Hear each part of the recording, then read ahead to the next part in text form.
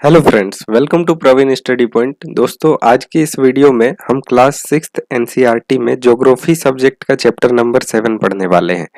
दोस्तों, इस चैप्टर का नाम है हमारा देश भारत और ये इस चैप्टर का पार्ट 2 है। इसका पार्ट 1 हमने पहले से बना रखा है। अगर आपको वो वीडियो देखना है तो हमारे प्लेलिस्ट में जाकर के आप चेकआउट कर सकते हैं। दोस्तों, इसके पहले वीडियो में हमने भारत के बारे में एक इंट्रोडक्शन जान लिया था। मतलब इसका फर्स्ट पैराग्राफ जो दिया गया है वो हमने पढ़ रखा है। ठीक, इस पैराग्राफ में हमने जो बेसिकली ये जाना था कि भारत के उत्तर में क्या है, दक्षिण में क्या है, पूरब में क्या है, पश्चिम में क्या है। ठीक है, इसके साथ साथ हमने ये भी जाना था कि भारत में किस तरह से अलग अलग प्रकार की स्थलाकृति है और फिर भी अलग अलग तरह के लोग रहते हैं, फिर भी भारत में किस तरह से एकजुटता है, एकता है। ठीक है, कुछ ही दूरी में भाषा बदल जाती है, कुछ ही दूर में पानी बदल जाती है, फिर भी भारत में एकता स्थापित किस तरह से हो पाती है। ठीक है, इसके साथ साथ हमने ये भी जाना था कि 2011 के अनुसार भारत की आबादी जो है वो दूसरी सबसे बड़ी आबादी है पूरे विश्व की। ठीक है, तो इन सब के बाद हम आज जो है वो भारत की स्थिति के बारे में जानेंगे कि भारत पूरे वर्ल्ड में किस जगह पर है, मतलब किस पोजीशन पर है। ठीक है, इसका अक्षांशीय विस्तार कितना है, देशांतरीय विस्तार कितना है, और ये जो टर्म आप लोग को हार्ड लग रहा होगा इसको भी मैं ठीक से समझाऊंगा। ये वीडियो देखने के बाद इसमें आपको कोई भी दिक्कत नहीं रह जाएगी। ठीक है, तो चलिए हम लोग वीडियो को शुरू करते हैं। ठीक, यहाँ बोला गया है भारत की स्थिति के बारे में, तो पढ़ना शुरू करते हैं। दोस्तों, यहाँ लिखा गया है कि भारत उत्तरी गोलार्ध में स्थित है। ठीक है, अच्छा, सबसे पहले तो यही जान लेते हैं कि उत्तरी गोलार्ध का क्या मतलब होता है। तो चलिए आप यहाँ इस चीज को समझ सकते हैं। जैसे ये हमारा पूरा विश्व का एक मानचित्र हो गया। ठीक है, यहाँ आप ठीक से समझिएगा, ये पूरा विश्व का एक मानचित्र हो गया। ठीक, और अगर हम इसको इस तरह से, एक सेकेंड पेन ले लेते हैं रेड कलर का। ठीक है, अगर हम इस तरह से इसको बाइफरगेट करें, जैसे ये पूरे विश्व का मैप है। ठीक है, यहाँ ये जो लाइन है ना, ये 0 डिग्री है। ठीक है, 0 डिग्री देशांतर इसको बोला जाता है। ये जितना भी इस तरह से लाइन खींचा गया है, जैसे ये हो गया, ये हो गया, ये हो गया। ठीक है, इस तरह से जितना भी लाइन खींचा गया है ये सब काल्पनिक रेखाएं हैं। रियल में पृथ्वी में इस तरह से खींचा गया नहीं है लाइन। हम लोग कल्पना करते हैं कि इस तरह से लाइन होगा तो हम एग्जैक्ट किसी भी स्थान का लोकेशन खोज पाएंगे। ठीक है, तो इस तरह जो सीधा सीधा लाइन खींचा गया है ना, इसको हम देशांतर बोलते हैं। ठीक है, क्या बोलते हैं? देशांतर कहते हैं, इसको मिटा लेते हैं। इसी तरह से पूरे विश्व में बीच में एक जो लाइन खींचा गया है सीधा, इसको हम बोलते हैं 0 डिग्री देशांतर। ठीक, अच्छा, इसके राइट साइड में जो एरिया है इसको हम लोग बोलते हैं पूर्वी गोलार्ध। ठीक है, और इसको बोलते हैं हम लोग वेस्ट, मतलब दक्षिणी गोलार्ध। दक्षिणी नहीं, पश्चिमी गोलार्ध। ठीक है, ये पूरा क्या हो गया? पूर्वी गोलार्ध, ये पूरा इलाका। ठीक है, पूरा इलाका ये क्या हो गया? पूर्वी गोलार्ध। और ये पूरा इलाका क्या हो गया? पश्चिमी गोलार्ध। ठीक है, इसको हम मिटा लेते हैं। उसके बाद देखिए, कलर चेंज कर लेते हैं। अगर हम यहां से लेते हैं, जितना भी इस तरह से लाइन खींचा गया है ना, इसको कहते हैं अक्षांश। ठीक है, ये देखिए, ये 0 डिग्री अक्षांश है, ये 30 डिग्री अक्षांश है, ये 60 डिग्री अक्षांश है, यहाँ पे आपको 90 डिग्री अक्षांश मिल जाएगा। इस तरह से पूरा ये अक्षांश खींचा गया है। तो 0 डिग्री अक्षांश के ऊपर जो भी एरिया है ना, इसको बोलते हैं उत्तरी गोलार्ध। ठीक है, नॉर्दर्न हेमिस्फेयर। ठीक, उसके बाद इससे नीचे जो भी एरिया है इसको हम बोलते हैं दक्षिणी गोलार्ध, यानी सदर्न हेमिस्फेयर। ठीक है, तो हमारा प्यारा भारत कहाँ पर है अब हम ये देख लेते हैं। तो हमारा जो भारत है ना वो यहाँ पर है। देखिए, ये वाला, ये हमारा प्यारा भारत हो गया। ठीक है, अब ये कहाँ पर है? तो इसको अगर हम देखेंगे ना, तो ये एक तो नदर्न हेमिस्फेयर में है, मतलब उत्तरी गोलार्ध में है। ठीक है, यहां से तो ऊपर है ना भाई, तो ये उत्तरी गोलार्ध में। ठीक, लेकिन एक चीज और यहाँ पे देखेंगे, ये रेड वाला लाइन से पूरब में है। ठीक, तो ये पूर्वी गोलार्ध में भी है। इसका मतलब हमारा जो भारत है ना वो उत्तर पूर्वी गोलार्ध में है, नॉर्थ और साथ में ईस्ट। ठीक है, इसका मतलब है उत्तरी पूर्वी गोलार्ध में हमारा जो प्यारा भारत है वो स्थित है। ठीक है, लेकिन इसको जनरली ये लिख दिया जाता है कि हमारा जो भारत है वो उत्तरी गोलार्ध में स्थित है। ये भी बात सही है, इसको भी हम लोग झुठला नहीं सकते। ठीक है, तो अब हम चलते हैं अपने किताब की ओर। ठीक है, यहाँ देखिए भारत उत्तरी गोलार्ध में स्थित है, हमने देख लिया इसका क्या मतलब है। फिर हम देखेंगे कर्क रेखा 23.30 जो है देश के लगभग मध्य भाग से होकर के गुजरती है। ठीक है, यहाँ आपको 7.2 में दिखाया भी गया है, ये तो 7.2 नहीं लग रहा है। अच्छा, मैं आपको दिखा देता हूँ पहले ही। यहाँ बोला जा रहा है कि हमारा जो भारत है ना उसके मध्य भाग से कर्क रेखा गुजरती है। मैं आपको यहाँ बता दूं कि ये जो लाइन मैंने खींचा है नीला नीला, इसको कहते हैं इक्वेटर, ये 0 डिग्री है। इसमें अगर हम थोड़ा सा ऊपर जाएंगे तो 30 डिग्री से नीचे 23.5 डिग्री में एक और लाइन है। ठीक है, यहाँ पे लगभग यहाँ पे एक और लाइन है, ऐसे ऐसे ऐसे ऐसे। ठीक है, ये 23.5 डिग्री पर है, इसको कहते हैं कर्क रेखा। ठीक है, ये अगर आप गौर से देखें तो आप पाइएगा कि ये भारत को लगभग पूरे बीच से काटती है। ठीक है, ऐसे ही अगर आप इससे नीचे देखेंगे ना तो लगभग यहाँ पे एक और लाइन, सीधा लाइन है, हम खींच नहीं पा रहे हैं। यहाँ 30 डिग्री से ऊपर देखिए, यहाँ इस तरह से एक लाइन है नीचे भी, इसको कहते हैं मकर रेखा। ठीक है, तो जो कर्क रेखा है यानी ये वाली रेखा, ये ऊपर वाली रेखा, वो भारत को लगभग बीच से काटती है। यहां पर आपको क्लियर पता चलेगा, ये देखिए ये वाली जो रेखा है ना, ये वाली रेखा, ये सीधा, इंग्लिश में इसको ट्रॉपिक ऑफ कैंसर बोलते हैं। ये लगभग पूरे भारत को बीच से काट रही है ना, इसी को कहा जा रहा है कि 23.30 उत्तरी अक्षांश जो है, मतलब 23.30 या फिर 23.5 उत्तरी अक्षांश भारत को लगभग बीच से काटती है, यानी ट्रॉपिक ऑफ कैंसर या फिर कर्क रेखा इसी को बोलते हैं जो भारत को बीच से काटती है। इस लाइन का ये मतलब है। ठीक है, उसके बाद यहाँ पर आप देख सकते हैं दक्षिण से उत्तर की ओर भारत की मुख्य भूमि का विस्तार 8 डिग्री 4 उत्तर से लेकर के 37 डिग्री 6 उत्तरी अक्षांशों के बीच है। अब इस लाइन का क्या मतलब है? ठीक है, इस लाइन को भी समझते हैं। चलिए, यहाँ बोला जा रहा है कि ये भारत देखिए पूरा यहाँ से यहाँ तक है। ठीक है, तो अगर आप इसको इस तरह से देखिएगा कि यहाँ जो एक अक्षांश है जो ऐसे गुजरता है, ऐसे जिस तरह से यहाँ कर्क रेखा गुजर रहा है वैसे ही एक अक्षांश यहाँ से भी गुजरता है, और इस अक्षांश का जो मेजरमेंट है वो 37 डिग्री 6 उत्तरी अक्षांश है। ठीक, और अगर हम नीचे देखें यहाँ पर मतलब थोड़ा नीचे से, ये अक्षांश जो है वो 8 डिग्री 4 नॉर्थ अक्षांश है, 8 डिग्री 4 मिनट उत्तरी अक्षांश। ठीक, तो हम क्या कहेंगे, भारत का उत्तर दक्षिण विस्तार कितना है? ये हो गया उत्तर, ये हो गया दक्षिण। तो उत्तर दक्षिण विस्तार कितना है? तो 37 डिग्री 6 उत्तरी अक्षांश से लेके 8 डिग्री 4 उत्तरी अक्षांश तक, या फिर 8 डिग्री 4 उत्तरी अक्षांश से लेकर 37 डिग्री 6 उत्तरी अक्षांश तक भारत का उत्तर दक्षिण विस्तार है। ठीक है, तो यही यहाँ पर लिखा गया है। देखिए, भारत का जो मुख्य भूमि है इसका विस्तार 8 डिग्री 4 उत्तरी अक्षांश से 37 डिग्री 6 उत्तरी अक्षांशों के बीच है। ठीक है, अच्छा यहाँ पे एक और बात लिखी गई है, मुख्य भूमि का विस्तार। ठीक है, तो अब ये मुख्य भूमि क्या होता है?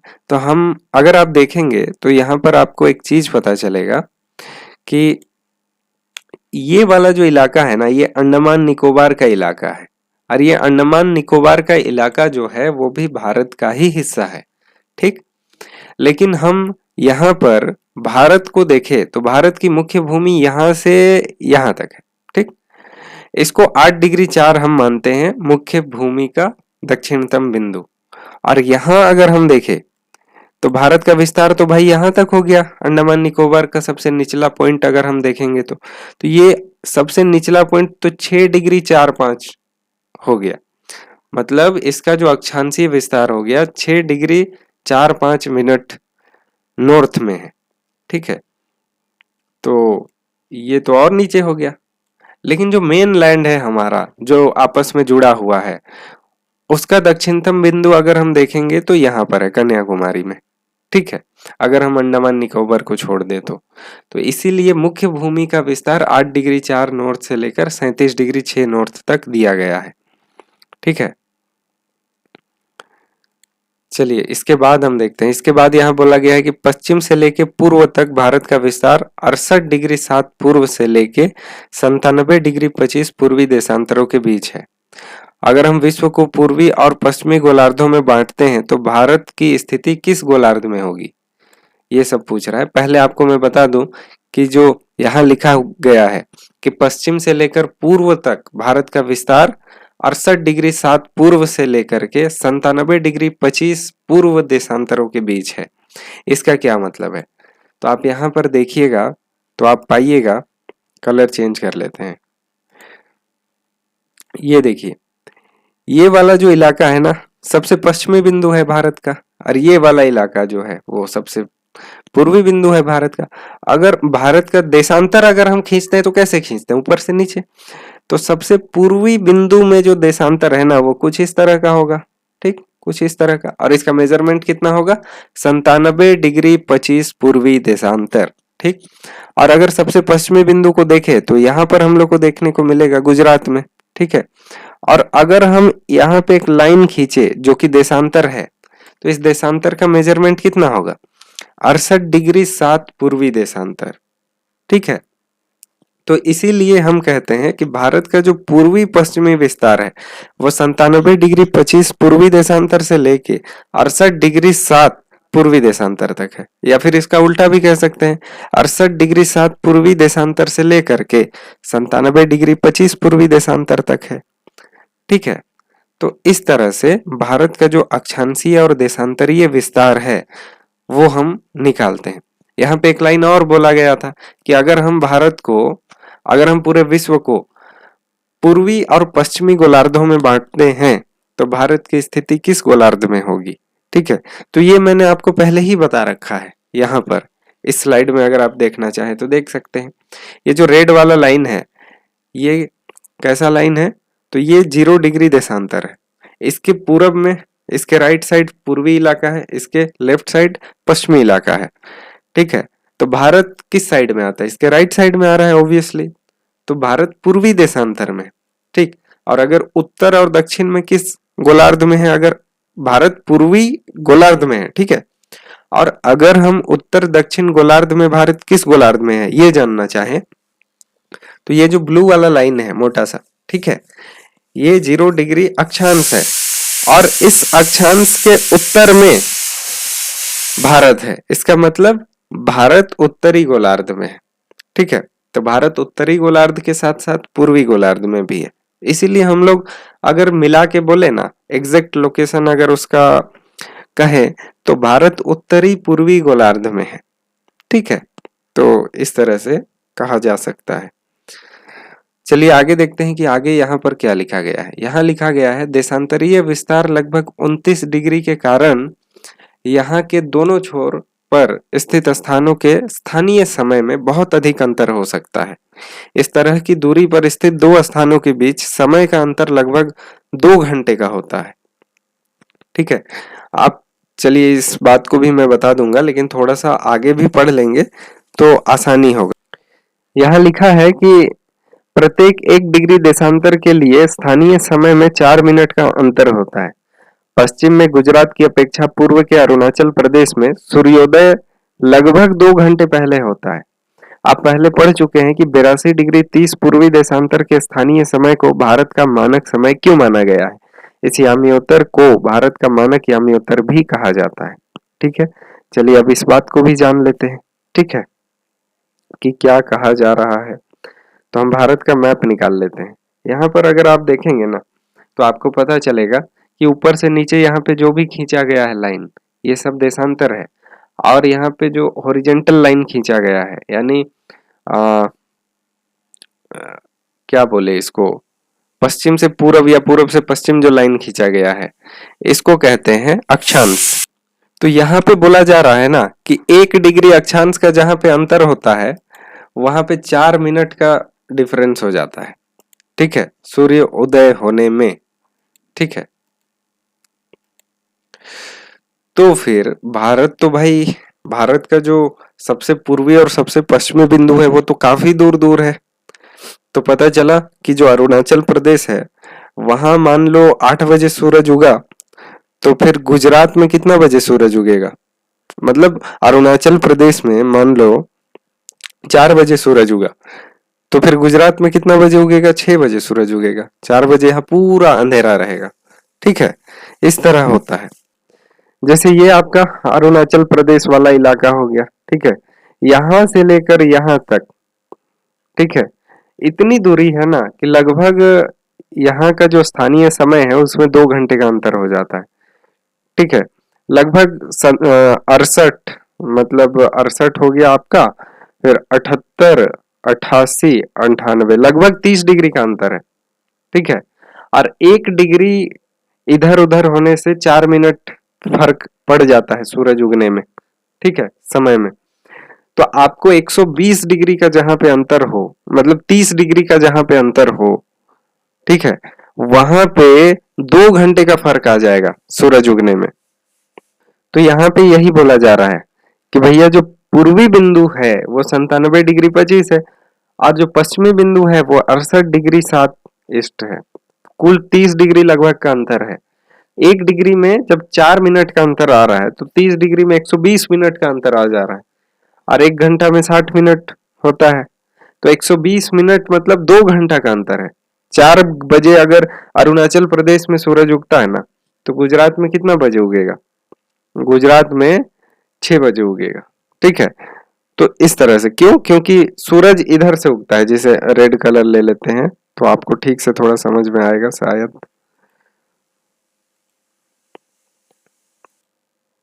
जैसे सूरज जो है ना वो इधर से उग रहा है। ठीक है, इस तरह से आप मान लीजिएगा, एज्यूम कर लीजिएगा, ठीक से मैं बना नहीं पा रहा हूँ। सूरज इधर से उग रहा है। ठीक, अब पृथ्वी जो है कैसे घूम रही है? ऐसे, ऐसे घूम रही है। तो जब पृथ्वी ऐसे घूम रही है ना, तो सूरज के सबसे पहले करीब कौन जाएगी? अरुणाचल प्रदेश। फिर ये जब सूरज के उस साइड चला जाएगा, ठीक है, तो सूरज के करीब कौन जाएगा? ये वाला इलाका। सूरज के फेस के तरफ कौन वाला इलाका जाएगा? गुजरात वाला इलाका। तो ऑब्वियस सा बात है कि पृथ्वी जब वेस्ट टू ईस्ट घूमती है, ऐसे में गुजरात में सूर्योदय जो है वो बहुत लेट से होगा। ठीक है, तो ये जो पैराग्राफ था ना उसमें आपको यही सब बातें बताई गई है। तो वीडियो तो काफी लंबा हो गया, मैंने काफी ज्यादा एक्सप्लेन करके आपको इन सब चीजों को बताया है, लेकिन अगर आप पूरा वीडियो एक बार देख लेते हैं तो आपको कहीं पे भी समस्या नहीं होगी। आप पूरी तरह से समझ जाएंगे कि कर्क रेखा क्या है, अक्षांशीय विस्तार क्या है, देशांतरीय विस्तार क्या है। ठीक, सूर्योदय जो है वो अरुणाचल प्रदेश में पहले क्यों होता है, गुजरात में लेट से क्यों होता है। ठीक है, हम 6 क्लास में इन सब चीजों को समझ ही नहीं पाते, और कहीं पे भी वीडियो वगैरह देखते हैं तो वहां पे बहुत हाई लेवल की चीजें बताई जाती है। इसलिए मेरा प्रयास ये है कि आप यदि कुछ भी ना जानते हो तो भी आप इन सब चीजों को अगर देख रहे हैं तो आपको पूरे ठीक तरीके से समझ में आ जाए। ठीक है, तो ये आपको स्थिति पता चल गया भारत का। इसके बाद अगर हम लोग पढ़ेंगे तो अगला टॉपिक पढ़ेंगे भारत के पड़ोसी देशों के बारे में। ठीक है, तो दोस्तों अगर आपको वीडियो अच्छा लगा हो तो प्लीज वीडियो को लाइक करें और चैनल को सब्सक्राइब जरूर करें। ठीक है, तो मिलते हैं इसी तरह के नेक्स्ट वीडियो में, तब तक के लिए धन्यवाद। जय हिंद।